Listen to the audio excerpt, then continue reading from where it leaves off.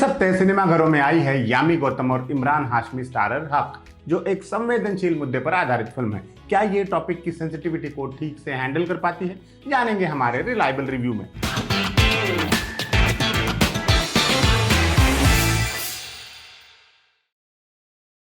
Film 1985 के Shah Bano case पर आधारित है, जहां एक 62 साल की मुस्लिम महिला ने अपने पति पर मेंटेनेंस का मुकदमा दायर किया था और चाहा था कि उसे और उसके बच्चों को गुजारे लायक भत्ता मिले। इस केस ने उस वक्त के भारत को, खासतौर से मुस्लिम समाज को हिलाकर रख दिया था, इतना ज्यादा कि तत्कालीन कांग्रेस सरकार ने सुप्रीम कोर्ट का फैसला ही पलट दिया था। सुपर्ण एस वर्मा की फिल्म इसी घटना पर आधारित है, थोड़ी बहुत सिनेमैटिक लिबर्टीज के साथ। शाजिया बानो एक आम भारतीय मुस्लिम महिला है जिसके पति ने पहले तो उसे धोखे में रखकर दूसरी शादी की और बाद में उसे आर्थिक रूप से भी लावारिस छोड़ दिया।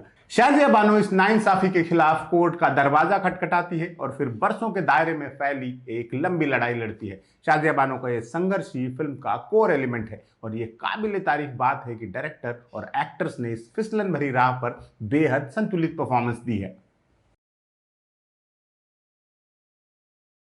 जैसा कि हमने पहले भी कहा, हक एक बेहद सेंसिटिव मुद्दे पर बनी फिल्म है और ये अपने सब्जेक्ट के साथ पूरा न्याय करती है। फिल्म में इस्लामोफोब होने की, लाउड होने की बहुत गुंजाइश थी, लेकिन फिल्म इस मोह से बच निकलती है, पॉपुलर नैरेटिव को अपने ऊपर हावी नहीं होने देती और खुद को एक महिला के अंतहीन संघर्ष पर पूरी तरह फोकस करने देती है। फिल्म में कहीं भी चीख चिल्लाहट नहीं है, ओवर द टॉप डायलॉग्स नहीं है, ना ही गैर जरूरी ड्रामा है। फिल्म तमाम वक्त मुद्दे पर फोकस रहती है और 2025 में ऐसे फिल्म बना ले जाना अचीवमेंट टाइप ही लगता है। फिल्म वही करती है जो ऐसी फिल्मों को करना चाहिए, धर्म नहीं धार्मिक कट्टरता को निशाना बनाती है। किसी फेथ को सियाह रंगने की जगह मजहब की आड़ में अपना उल्लू सीधा करने वालों को कटघरे में खड़ा करती है।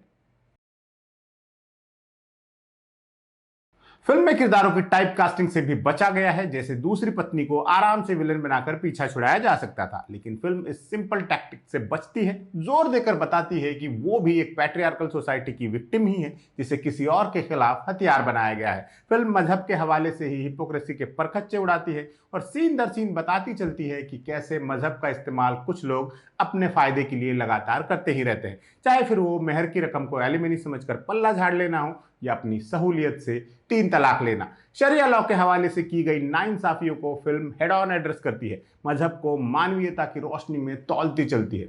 फिल्म में संतुलित लेकिन दमदार संवादों की भरमार है। जैसे एक जगह शाजिया बानो भरे कोर्ट में कहती है कि पिछड़ों में सबसे पिछड़ी होती हैं औरतें, तो ये कहानी महज एक शाजिया बानो की नहीं रहती, वो धर्म जात की सीमाओं से निकलकर तमाम हिंदुस्तानी औरतों का रिप्रेजेंटेशन करने लग जाती है। हमारी सेंट्रल किरदार एक ऐसी महिला है जो मजहब से दूर नहीं है, वो सेटअप के अंदर रहते हुए, मजहब का पालन करते हुए, मजहबी रेफरेंसेस से ही धार्मिक ठेकेदारों को आईना दिखाती है। ये इस फिल्म का सबसे दमदार पहलू है। इसे देखते हुए कुछ कुछ पाकिस्तानी फिल्म बोल की याद आती है, जहां मजहबी मूर्खताओं को मजहब के हवाले से ही क्वेश्चन किया गया था। फिल्म काजियों के, मौलवियों के एक तरफा मजहबी इंटरप्रिटेशन को चैलेंज करती है और कुरान के रेफरेंसेस देते हुए उन्हें उन्हीं के अखाड़े में पटखनी देती है।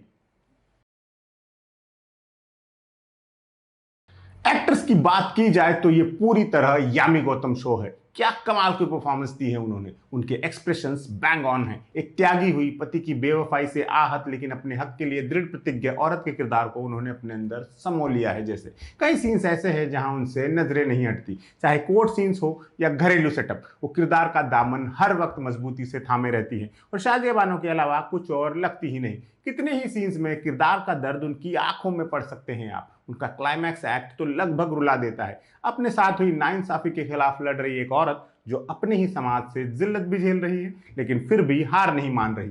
उन्होंने अपने किरदार को लाउड होने से बचाया है। उनकी हताशा उनके चेहरे की रेखाओं में पढ़ी जा सकती है। एक जगह उनका बेबसी भरी टोन में एक डायलॉग है, जब कोई आपकी आवाज न सुने तो दर्द होता है। ये बात वो जिस लहजे में कहती है वो महसूस होता है। यामी गौतम की ये परफॉर्मेंस उनकी फिल्मोग्राफी में काफी ऊपर की जगह लेगी।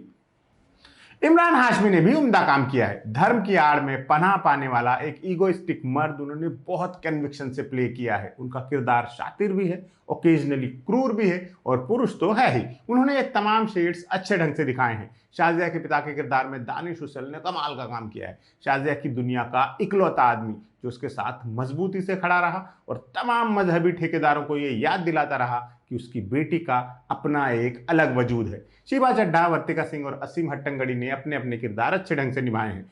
कुल मिलाकर सुपर्ण वर्मा की हक एक दमदार फिल्म है जो एक सच्ची कहानी को बिना स्कैंडलाइज किए दिखाती है। ऐसा सेंसिटिव सिनेमा इस दौर की दरकार है और इसे बिलाशक परिवार के साथ देखा जा सकता है। जरूर देखिए।